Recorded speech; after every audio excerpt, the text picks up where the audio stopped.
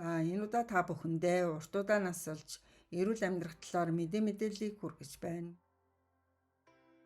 Дэлхийн урт наслтын шинжлэх ухаан маш хурдтай хөгжиж 2025-аас 2026 оны хамгийн сүүлийн үеийн судалгаанууд нь урт удаан эрүүл амьдрах нууцыг мэдээлсэн байна. Үүнд нэгдүгээрт нь урт наснуудын гидсний нууц. 2025 оны эсийн биологийн судалгаагаар 100 гаруй наслсан эрүүл хүмүүсийн гидсэнд акроменсия хэмээх өргөмц ашигтай бактериуд ердийн хүмүүсээс 3 дахин их байдаг болохыг тогтоожээ. Сүүлийн үеийн анагаах ухаанд урт наслтын суурийг гидсний эрүүл мэнд гэж тодорхойлж байна. 100 наснуудын нууцнд тэдний гидсэнд байх дахин давтагдчихгүй ашигтай бактериуд юм. Эдгээр бактериуд нь гидсний хааны хамгаалж хорт бодис цуснд нэвтрэхээс сэргийлдэг. Ингэснээр бактери нь биеийн бүх өрөвслийг дарж хөгшрөлийн явцыг удаашруулан эсийг залуужуулдаг. Хүний гидсэнд байдаг их 80 гаруй ашигтай бактериуд нь зөвхөн хоол боловсруулах төдийгүй биеийн ерөнхий өрөвслийг дарахлааг дэмжих, биологийн насыг залуужуулах гол үүрэгтэй болох нь тогтогдсон. Гидсний микробиом нь дархлааны тогтолцооны зохицуулалтын алдагдал, өвчин төртөмтгий байдал зэрэг насжилттай холбоотой олон өөрчлөлтийн гол цөмөнд болохыг нотолж байна. Гидсний ашигтай бактериуд нь хүний сэтгэл санааг тогтвортой байлгадаг, серотонин буюу ад жаргалын дааврын үүсэлтийн 90%-ийг хариуцдаг. Эдээс эрүүл байх үед тархины эсүүд хөгшрөх, мартамтгай болох өвчнөөс найдвартай хамгаалагддаг болох нь батлагдсан.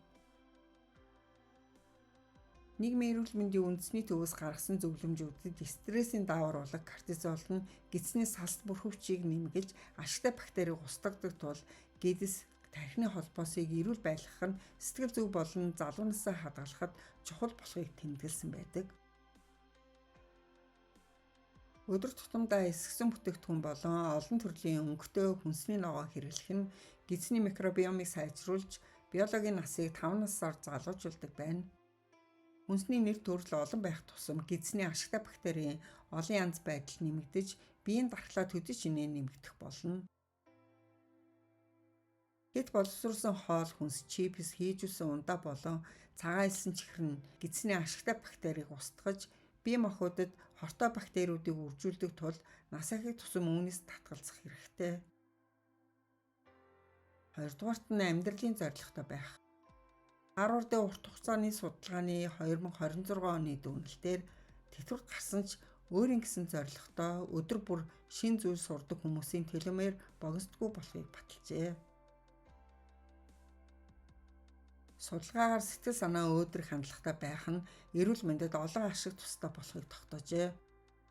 Зорилготой байх нь тархины эсүүдийг өвчгөөс хамгаалж, нас ахих үед зөнөх өвчнөөр өвчлөх эрсдлийг 50% бууруулдаг болохыг ДНХ-ийн түвшний судалгаанууд баталжээ. Урт наслахад сэтгэл зүйн байдал нь ихээхэн нөлөөтэй байдаг. Та өөрийгөө би хөгшөрч байна, одоо амарна гэж бодох агшинд тарих эсүүд рүү хөгшрөлтийн дохиог өгч эхэлдэг. Харин эрүүл амьдралын дадал хэвшилтэй хүмүүс наснаас үл хамааран үргэлж шин зорилго тавьж тархиа байнга залуужуулдаг зуршилтай.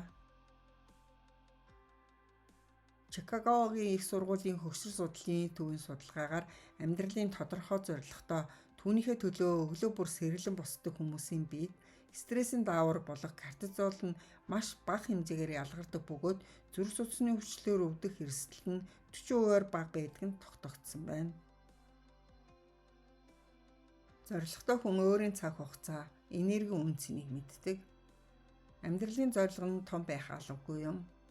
Өдөр тутамд хэрэгжүүлэх жижиг дадал болох өөрийн алсын зорилго, хүсэж буй зүйлээ бичиж тэмдэглэх нь тархины үйл ажиллагааг идэвхжүүлэхэд тусалдаг. Нэг чухал ажлыг сонгож түүнийгээ заавал амжуулах зуршилтай болгоорой. 3-дугаарт нь эсийн энергийг идэвхжүүлэх. Хүний биологийн нас, эрч хүч, арсны өнгө зэрэг нь шууд утгаараа эсийн түвшинд хэр энерги үйлдвэрлэж байгаагаас хамаардаг. Эсийн энергийн үйлдвэр болох митохондрийн гол түнш нь над хэмээх бодис юм.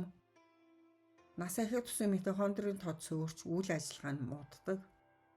Үүнийг митохондрийн үйл ажиллагааны алдагдал гэх бөгөөд энэ архаг ядаргаа үүсэх, бодисын солилцоо удаашрах, арьс сулрах гол шалтгаан болдог. Наад нь таны биеийн бүх хэсэд байдаг жижиг боловч хүчирхэг молекул юм. Энэ таны булчин тарих зүрхний эрүүл мэндийг хадгалахад тусалдаг байна. Тэрээр хоолноос энерги гаргаж авах процессыг шууд удирддаг бөгөөд ДНХ-ийн гэмтлийг засварладаг, залуужуулагч сертонин уургуудыг идэвхжүүлдэг.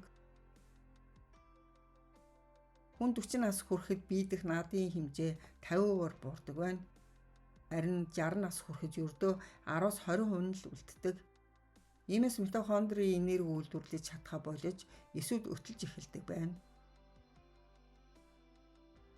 Эрүүлэр урт наслах гол хүчин зүйл бол эсийн энергийг өндөр байлгах явдал юм. Тухайлбал биохакингийн аргаар өглөө бүр нүрээ мөстэй усаар угаах, хүйтэн шүрсэд орох замаар идэвхжүүлж болно. Мөн 7 хоногийн 1-2 өдөрт мацаг барих нь эсийг дотроос нь шинжилдэг байна. Тухайлбал хоол идэх хугацаагаа хязгаарлах, жишээ нь 16 цаг мацаг барьж 8 цагт хооллох үед бие махбод эрчим хүчний дутагдалд орж хуучин муудсан митохондруудыг устгаж шинээр залуу митохондрын үүсгэх процессыг идэвхжүүлдэг. Түүнчлэн 7 хоногт 2-3 удаа зүрхний цохилтыг богино хугацаанд дээд цэгт хүргэх, эрчимтэй дасгал хөдөлгөөн хийхийг зөвлөж байна. Бие махбод наад молекулыг витамин В3-ын төрлүүдээс нийлэгжүүлдэг. Тиймээс брокколи, байцаа, авокадо, загас, үхрийн мах, мөөг зэрэг хүнсийг тогтмол хэрэглэх нь тустай юм. Урт наслалт бол урт удаа эрүүл амьдрах төдийгүй өтөлсөнд залуу хүн шиг эрч хүчтэй байх ухаан юм. Анхааран сонссон та бүхэндээ баярлалаа.